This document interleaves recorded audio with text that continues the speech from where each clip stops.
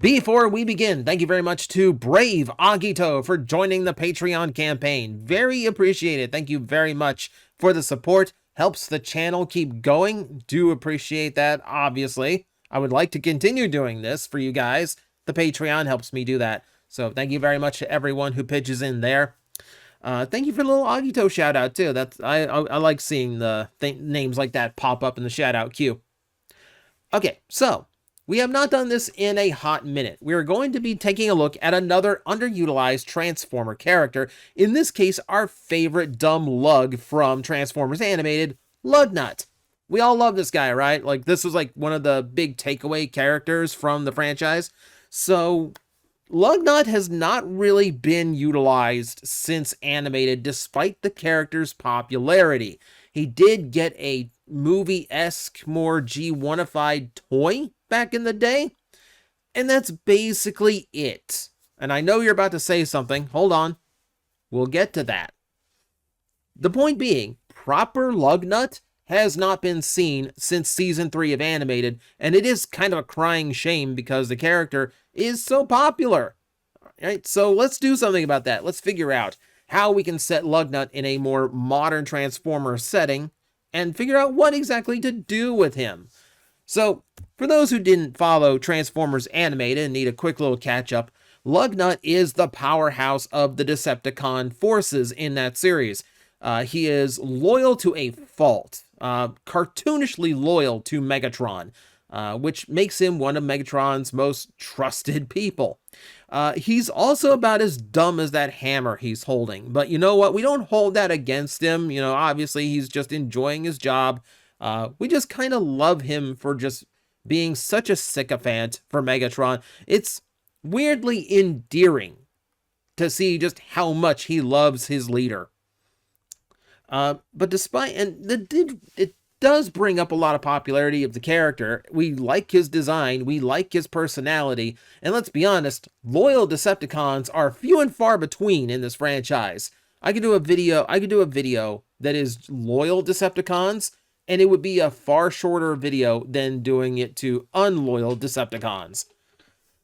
Point being, it makes him stand out. So, other than the fact that the writers really kind of like having Decepticons that are like a bad day away from turning on Megatron, why do we not have Lugnut? Why has he not made a comeback? Okay, so let's get started with this. We're going to set this in like a more modern style of Transformer setting. Optimus and Megatron are around. We are still dealing with the Great War, etc., etc. But we'll have like modern things going on. Like this is more like in the IDW or Cyberverse realm of like what's going on in the Transformers fiction. Doesn't have to be anything specific. Doesn't have to. I don't do like specific universes for this or anything. Just a general Transformer setting where you kind of have everything you expect to have.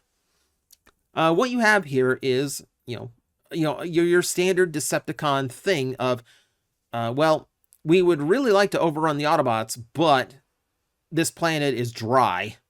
We do not have the fuel resources for a lot of this. So in this story, we're going to have Megatron scouring the Decepticons in general, being tasked with scouring Cybertron in order to find something where they could get the edge over the Autobots. I am going to say right now, we're going to go crazy with this right off the bat. Right off the bat. Because the weapon that they eventually find, something that they could potentially use to wipe out the Autobots, is a dead Titan.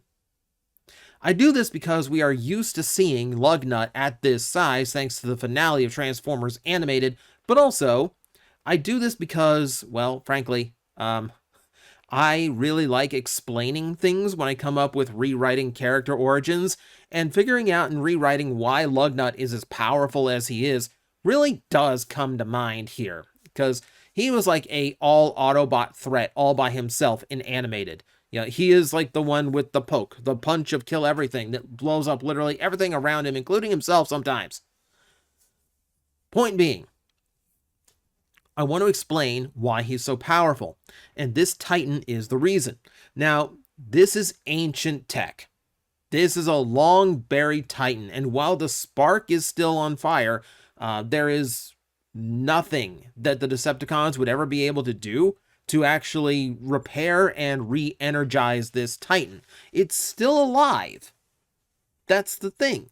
But with so few resources, like, remember, they came out here to find a warrior, right? So this is, like a weapon, and they find a warrior instead, but they don't have the resources to rebuild or energize it.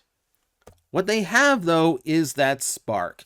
Now, you could just tap it for energon and probably fuel your guns for a couple more centuries, but really that's a band-aid over a problem, an advantage for the next 200 years isn't really going to compare to like the 4 million years you've been battling this war. It's a small footnote, if anything. So that's really not the advantage they're looking for. But it's a still living spark of a Titan. Surely we can use this somehow. Enter Shockwave. For the record here, we are going with logical loyalist Shockwave, mad scientist Shockwave, not I have my own agenda Shockwave. I need someone who's going to be willing to actually work with Megatron on this one because I need a mad scientist for this project. So the idea here is they wanted a weapon.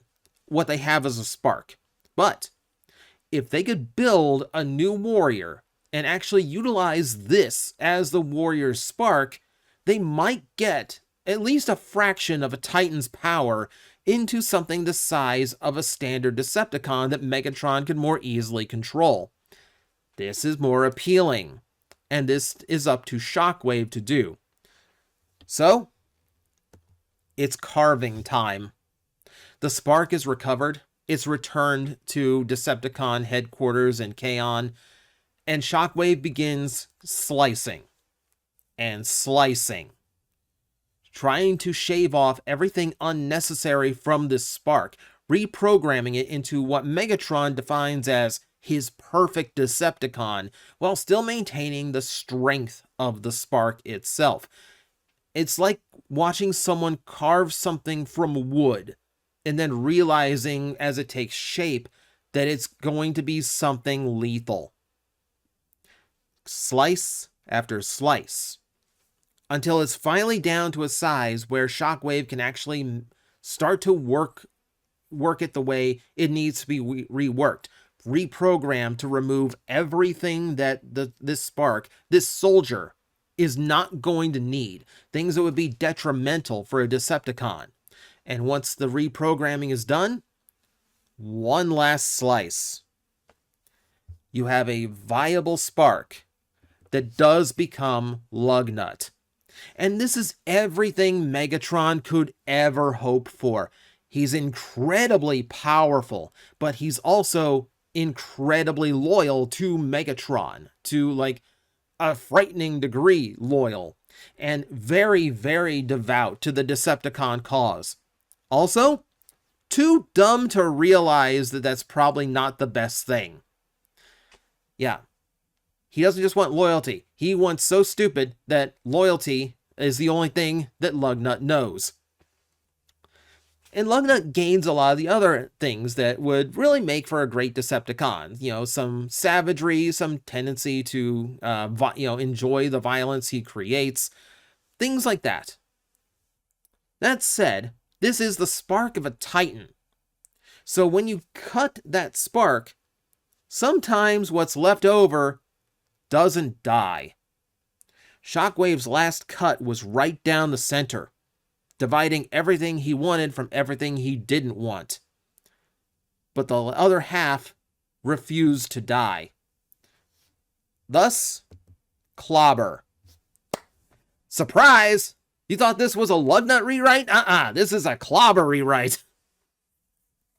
Now, for those who don't know, let's get this over with. Right here, if you didn't watch through Cyberverse, Clobber is the result of the writers really loving the design of Lugnut, but being told by Hasbro, no, this character is like a main thing, so you can't just flip their gender. They wanted to make a girl Lugnut, and Hasbro said, But you can make a new character based on the design, so Clobber it is. And Clobber is a far departure from Lugnut, both in the original Cyberverse as well as in this story. Lugnut has all the traits that Megatron wanted, but and then Clobber gets all the leftovers. She's more timid, less confident, it basically just kind of makes her just like this, what on the outsides would seem to be a far inferior version of Lugnut. And for those who know their 80s comedy movies, yes, I'm absolutely taking from the plot of Twins for this. Look, it works, okay? Just go with it. But Clobber is not your standard Decepticon. Clobber, much like her Cyberverse counterpart, actually interacts pretty well with her fellow Decepticons. She's very low on the food chain. While she will enter combat, she does not have the confidence in her abilities that she has that Lugnut does. Meaning, she's not nearly as effective on the battlefield. She's more effective on guard duty. She's more effective when communicating to fellow Decepticons. She has friends amongst the rank and file. Things that don't really matter to Lugnut because Megatron is everything, right? He doesn't need friends. All he needs is Megatron. And Clobber herself, remember, still half of a Titan spark. So she has one in particular. I'm assigning Strika to be her her leader, basically a watchdog, and this is, this basically like her commander to just keep her underfoot, keep her doing her job, just make sure she doesn't get any crazy ideas because, we don't want this one going off the rails. And, physically, she's a lot bigger. And as far as Clobber is concerned, a lot more powerful. So yeah, intimidating person to be around, as Strika tends to be. And yes, I know this is technically Alpha Strike that I'm showing you on screen right now. They're just visual examples. Don't look too far into it. But that kind of comes with who Clobber is. And it's in stark contrast to Lugnut, who she actually looks up to. Remember, this is technically a big brother figure to her, and there is a sibling relationship between the two.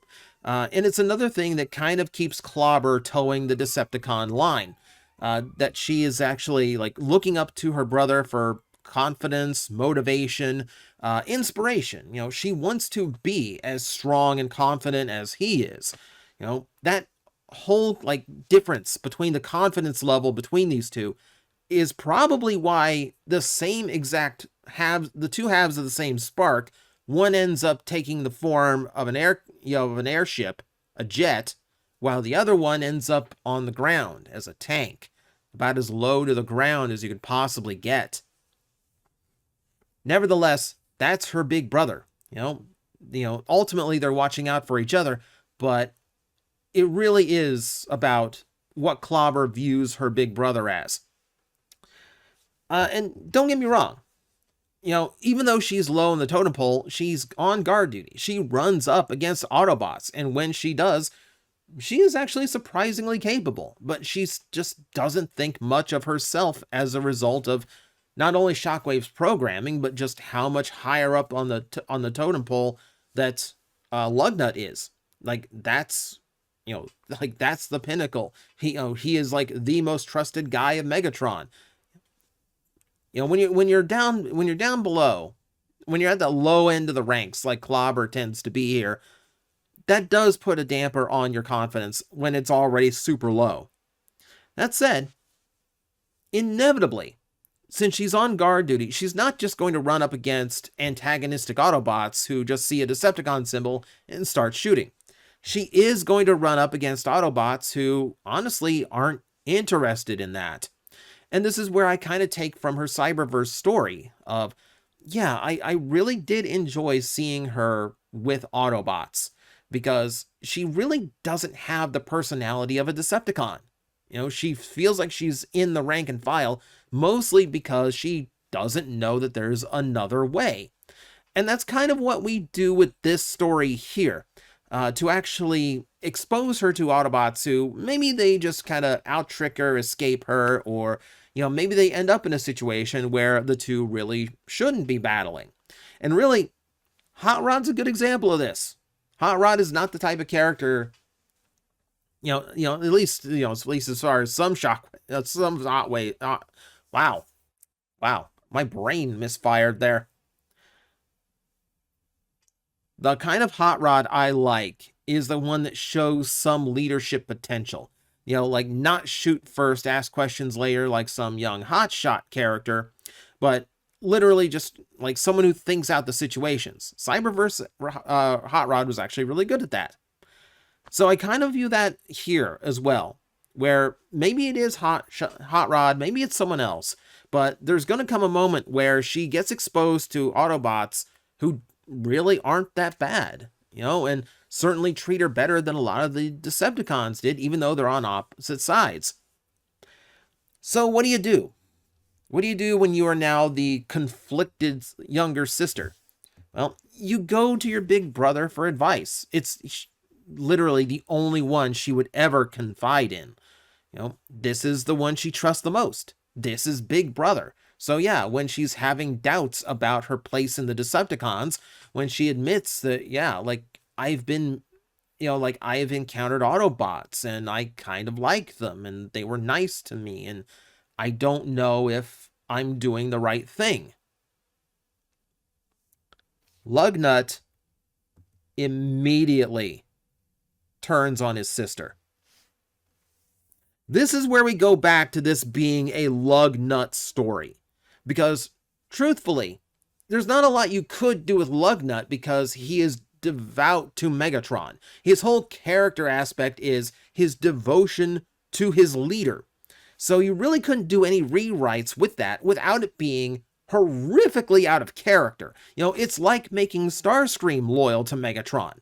Anything I could do to make Lugnut more interesting from any kind of maybe he shouldn't be loyal is no. We ultimately don't want to see that. But this is why we introduce Clobber as a sister figure to Lugnut.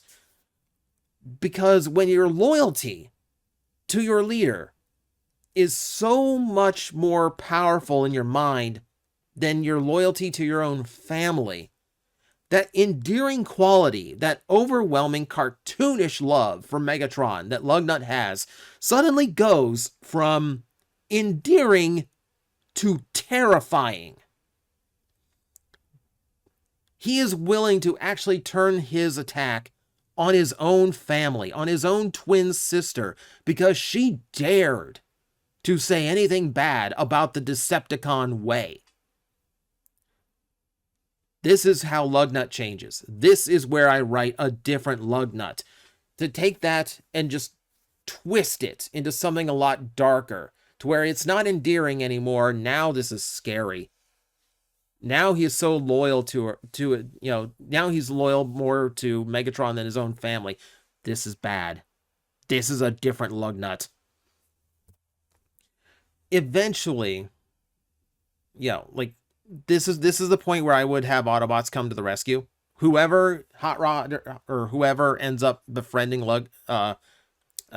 Clobber, this is where the rescue would come in, and this is where you start making a transition in the character. These two become very opposing forces to each other. Now, for Lugnut's part, there is a betrayal here, but it's one that fills him with so much anger. There is no sense of loss or remorse. He's not sad over this. He is just furious. There is nothing but anger in his mind, that my own sister would turn against the great Megatron. So encountering him on the battlefield is now incredibly dangerous for Clobber, because there is no reasoning with him. There is no, it's me, it's your sister, calm down. Can we talk this out? There is no talking it out. You're a traitor. You're not my sister anymore. Period. But you do put Clobber in a better situation. See, as part of the Autobots, yeah, she can be herself, because she's really not cut out to be a Decepticon. She really isn't. When all of that stuff that Shockwave deemed unnecessary got cut free from what eventually became Lugnut's spark. That included things that were buried while she was under Decepticon leadership. The kindness, the more jovial nature, the empathy. Things that a Decepticon would not need ended up in her side of the spark. And here's the thing with confidence. It's not something that you can just chop out. It's something that you can instill no matter what. The only thing is, she has been trained since she was, raised from her spark to think that she was inferior. Because in the Decepticon's mind, she was. So it really is just a matter of she never realized how powerful she is, or how much of a, how strong she could end up being someday. She would eventually find her place amongst the Autobots. I would imagine she starts finding her own individuality. We might see her one day in a color scheme that is not green and purple. She might want to distance herself from her brother as much as she can. And eventually she'll find Alpha Strike on the battlefield, Strika in my version, and find out, yeah, you were never a threat to me. I've been scared of you for however long this storyline goes on for, and I never had anything to fear. You're just a bully. And yeah, eventually she's going to have to face Lugnut on the battlefield as well, which is essentially just throwing two nukes at each other. They are both incredibly powerful, both incredibly capable of destruction. And it's going to be harder on her to come to terms with battling her brother, but Lugnut poses a serious threat to her new friends, to the freedom of Cybertron, and when you have half of a Titan's power behind this Decepticon, the only way to counter it is with the other half of that power. So eventually, they will come to blows. It's a bit of a tragic story for both Lugnut and Clobber. I mean, obviously on the Clobber end, but just to see how dark the path for Lugnut can get also just makes this a little bit more twisted, and frankly, I kind of like that. I kind of like taking what we love about Lugnut and just making it so, dark and ominous. But that's what I got for you today. That's my rewrite of the two, because I would love to see both come back in some capacity. So let me know in the comments below what you thought about the story, or who I should do next, because there's a lot of unused Transformer characters out there that we can brainstorm about. So thank you everyone for watching. I will see you next time. You've been waiting a long time, haven't you? But the wait's almost over. You're about to meet the brightest star in the universe. We're going to make an impact.